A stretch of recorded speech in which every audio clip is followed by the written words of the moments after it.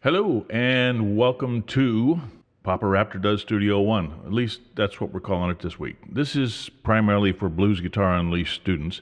And today's topic, we're going to discuss using the splitter to effectively biamp a guitar solo.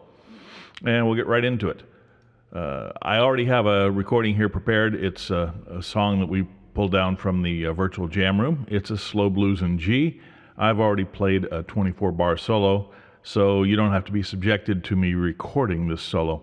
Here's what it sounds like. I have the full basic track here. It looks like the first 12 bars were taken up with one solo.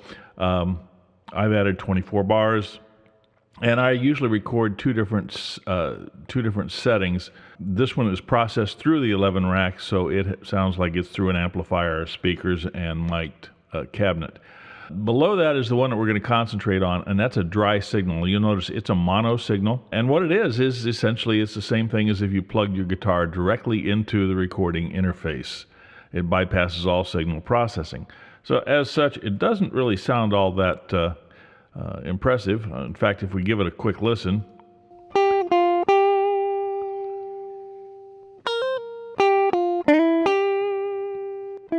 especially when you put in the backing track with it.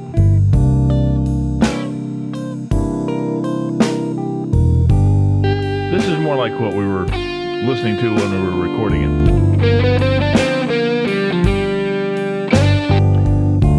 But we're going to concentrate primarily on just the dry solo. What we're going to do is use a function called the splitter. Now, it's not really an effect, but it's used in conjunction with effects to really enhance the capabilities of your recording. Now, the first thing that we're going to have to do is we're going to have to add amp simulation into the thing. And for that, we're going to use Ampire, which is the default package that comes with Studio One. The easiest way to get that is to just move over here to the right side of the screen. You may already have it on the right side of your screen, but if you don't, down here in the transport tray at the bottom of the screen, you'll see the option for the browser, which opens the browser that's used for a number of things in Studio One, but in this particular case, it brings up all of the effects. And we'll just take a copy of Ampire and we'll drag it right over here into the channel strip. And by the way, if you don't happen to see the channel strip in your default recording, you can set that up by coming up here to View and click on Console, and that will bring the transport into view. Clicking on it again will take it out of view, and it's out of view now because it's not got a check mark next to it. So we'll click back on that again, or again, F3 is your shortcut for it, and pressing F3 will get rid of it and bring it back. So it's nice and convenient to have there when you need it, and it's convenient to get rid of it when you don't. We'll take a look here, and we have a copy of Ampire in here, and that makes it sound a lot different because you can hear this now.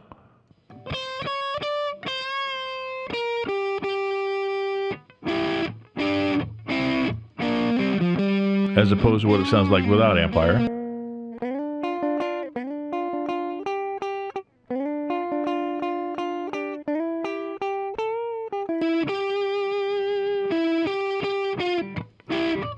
All right, now we're going to do something a little different. We're going to actually add another copy of Ampire in here. And this is something that you normally won't do because what's going to happen is Ampire actually stacks on top of itself and you end up with something that sounds like this. Unless you're really into super, super heavy crunch, that's not going to be acceptable. So what we'll do now, first thing I'm going to do is I'm going to move this off to another screen so that it's out of the way, and we'll be able to work on that directly. And I'll come over here and I'll open up another copy of Ampire. Oops. And there we go. Now we'll move over to the right screen and we'll show you what I've got going on over here. I have two copies of Ampire open. The first version here, as you can see, it says Ampire 1, and Ampire 2 is highlighted down here. So I'm just going to reverse that order so that Ampire 1 is on the left, and I'll show you why in just a second here. And what we're going to do is we're going to go in here to the routing tab, And once we do that, which we're going to keep that in place as well, we're going to add the splitter into the route. So what the splitter does is just exactly what it sounds like, just like a TV splitter or anything else. It splits your signal into two separate outputs. Now, beyond that, the splitter can be used in three different modes. A normal, which feeds the same thing to both, and after they're processed separately, they will come back together. There's a channel split, which is what we're going to use in this case. And as you can see, it doesn't really appear to change anything, but this will work with a mono signal. This requires a stereo signal.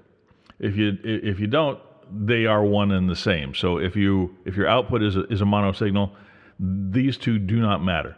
Now the third one is a frequency split, which we're not going to cover today, but it gives you the ability to essentially process different parts of your audio spectrum separately. And in fact, you can use multiple splits. 2 is a default. You can process 3 splits, 4 splits, as many as you need. But we're going to go back to 2. So what we'll do now is we're going to put that into a channel split mode. And we'll move Ampere 1 here and Ampere 2 here. And we'll put this up, move this up here. And then we're going to go to Ampere 2. And let's see. There we are. Here's Ampere 1, there's Ampere 2, and here's our split. Get that arranged properly. Now let's see what that sounds like.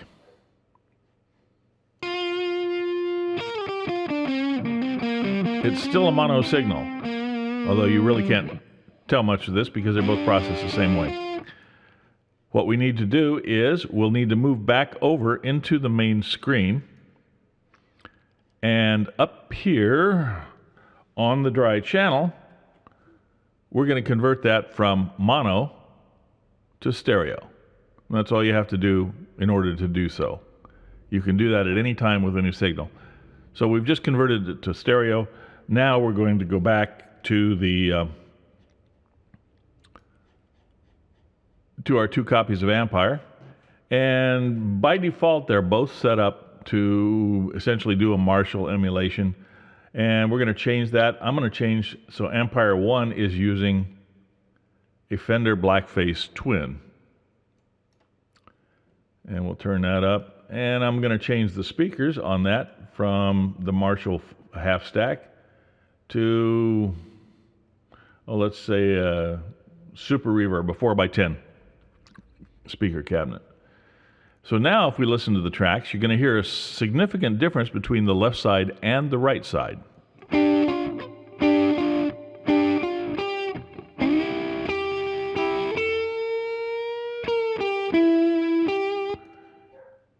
Now let's take that one step further.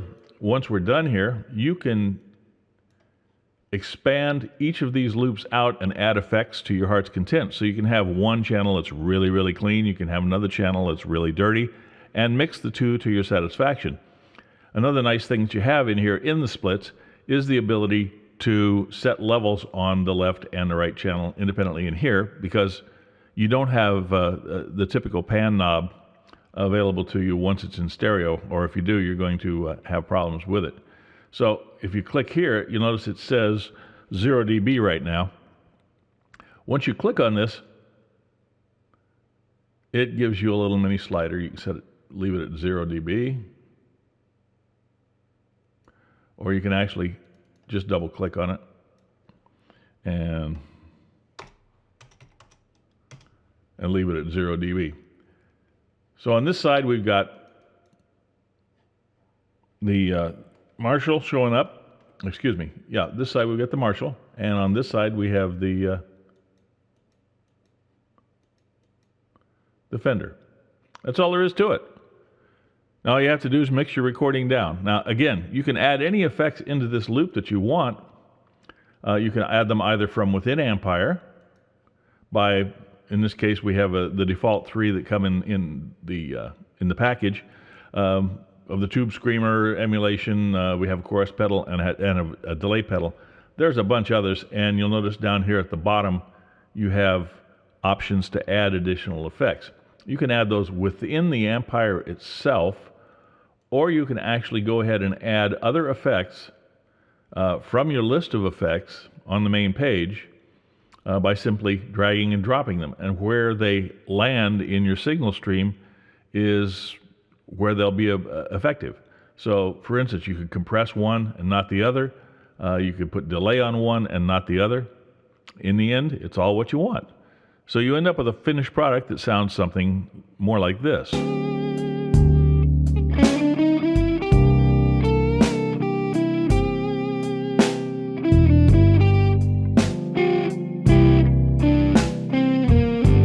we'll move back and forth between stereo and mono here for a second on the dry channel.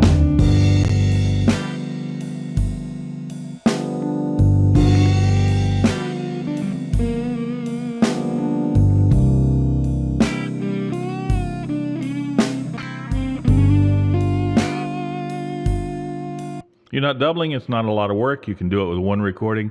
You can split them in time, you can delay them, do about anything else you want. All that's left now is to get the mix at the levels that you need. Hope you enjoyed this tutorial, and we'll see you next time.